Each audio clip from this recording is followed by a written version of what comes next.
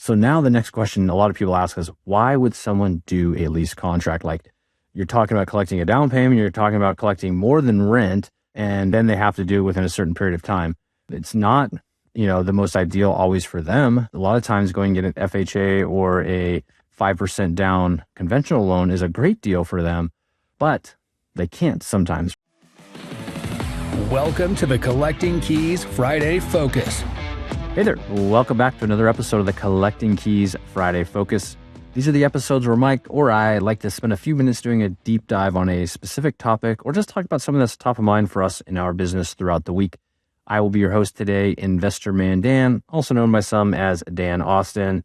And today I want to talk about creative financing, but don't shut it off yet. I know you've probably heard a ton about creative financing so far. I know Mike and I have talked a lot about it. I'm not talking about it on how you acquire a property. I'm talking about on how you sell a property.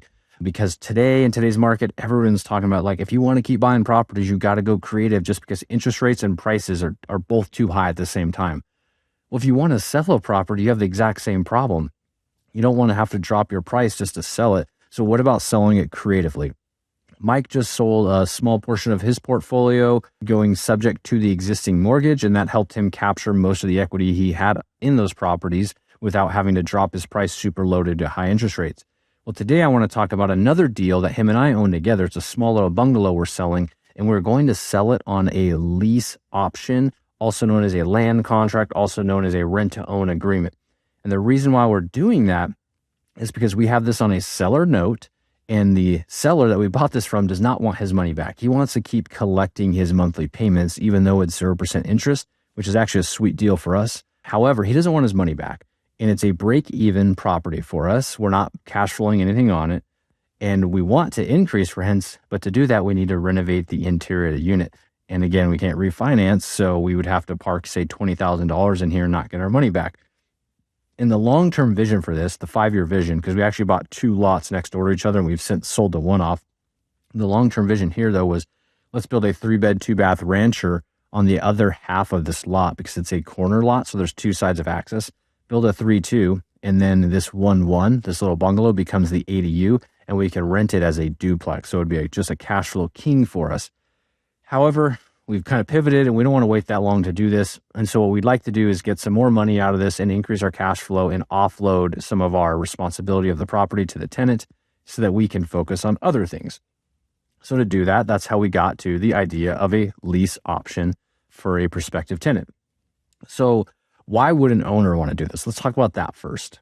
An owner wants to do this because, one, you retain title to the property, which means you retain your tax benefits. So you can continue to capture depreciation from this property. We're still getting principal paid down on our mortgage. That's also a benefit. So we're still leveraging debt. And then we get to pass off all or most of the expenses to the tenant, right? So all the maintenance expenses, utility expenses. We're going to keep paying taxes on this. We don't want to put that responsibility on the tenant just because they're going to pay us more in rent anyways, and we're just going to pay taxes. So we're okay with that. Anyhow, those are just a few reasons of why you'd want to do this as an owner.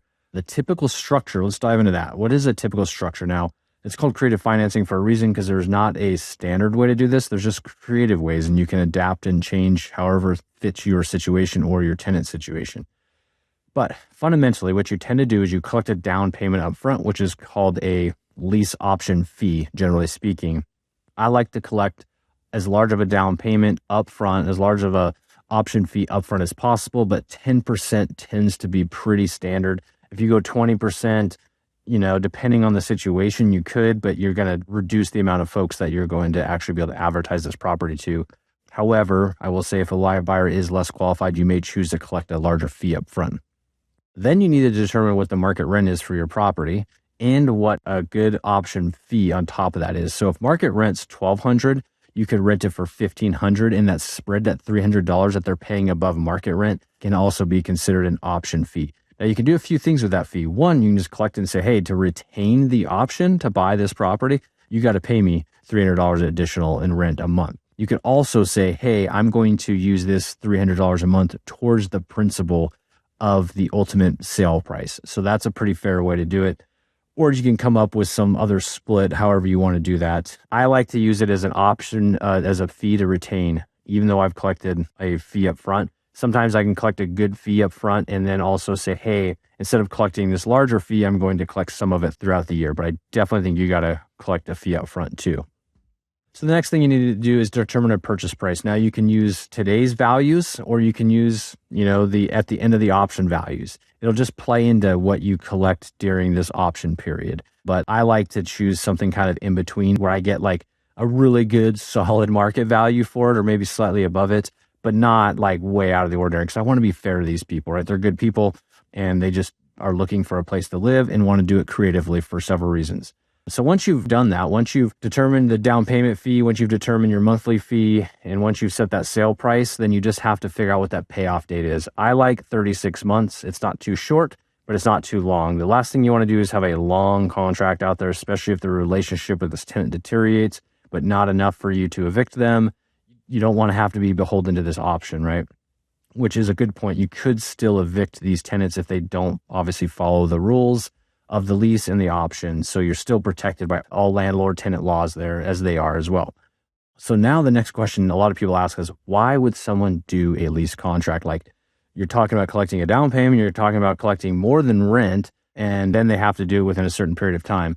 It's not, the most ideal always for them. A lot of times going and get an FHA or a 5% down conventional loan is a great deal for them, but they can't sometimes, right? Sometimes they have bad credit. They went through a divorce, a bankruptcy, or just a bad situation from COVID, like they lost their job, and who knows what could happen. Bad situations, bad luck happens to people all the time, and that's unfortunate, but a bank won't lend to them. Or maybe they're awesome. They have great credit, but they own a business and they have a really hard time getting a loan, which is the case for a lot of business owners and entrepreneurs.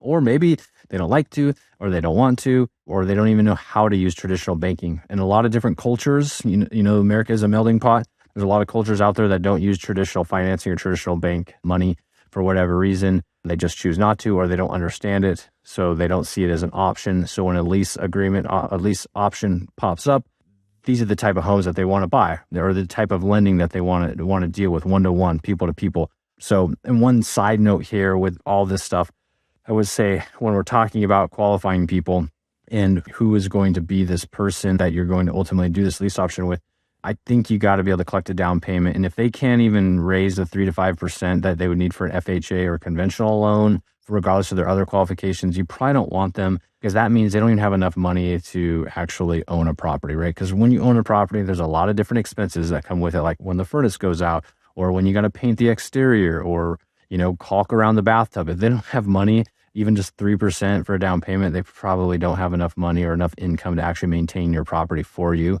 So I would just caution you there. But anyhow, let's be honest here. Let's go back to like who you're talking to. Renting, I feel like it's gotten a bad rap, especially in the real estate investing world, because we're always like, why would you pay someone else's mortgage? And totally true. That's not great. But like, you hear things like, if you're renting, you're low income and all these other things, which is definitely not the case for people. And, I own quite a few properties that I love for the wealth creation, but like, I'm down to rent too. Like, I don't always love having to worry about my lawn or worry about how I'm going to replace the roof on my house and this and that, So renting is actually a pretty good gig. And for these folks that you're trying to qualify, don't get kind of turned off by the fact that they want a lease to own, because like I said, they might be a business owner making great money. Mike and I sold a duplex to a business owner on a lease option. He makes 6 figures a year, but because of the way his business works and how he expenses things, he doesn't show enough income to buy a $450,000 asset, which is what we sold him the duplex for. But he had plenty of money for a down payment. He makes plenty of money to pay our monthly lease option. So he's a great person. So just don't automatically get turned off by the fact that people may not choose or can get qualified for a traditional mortgage. But anyhow, I've blabbered on about lease options. I probably talked more about it than you really cared to hear. But if you do want to know more, I do think this is a great option. So hit me up on Instagram. That's Investorman Dan. I'm happy to share with you any of our documents and things that we use. If you want to learn more about how to acquire properties like Mike and I do so you can sell them creatively, if you want to learn more about the Instant Investor program, go to collectingkeyspodcast.com and select Instant Investor, the little blue button at the top. And also, we have our store live. So if you want to go out there and get that BDE shirt, that Big Dan Energy shirt, go out there. We don't make any money on these. These are just fun for us. We want to see people wearing our merch, and we think it's pretty cool. You can also get just regular Collecting Keys shirts out there. But yeah, anyhow, go there, Check them out. Hit me up on Instagram if you have more questions on this. Again, Investorman Dan. Other than that, have a great weekend. Thanks for listening to this Collecting Keys Friday Focus. Be sure to subscribe wherever you listen to your podcasts.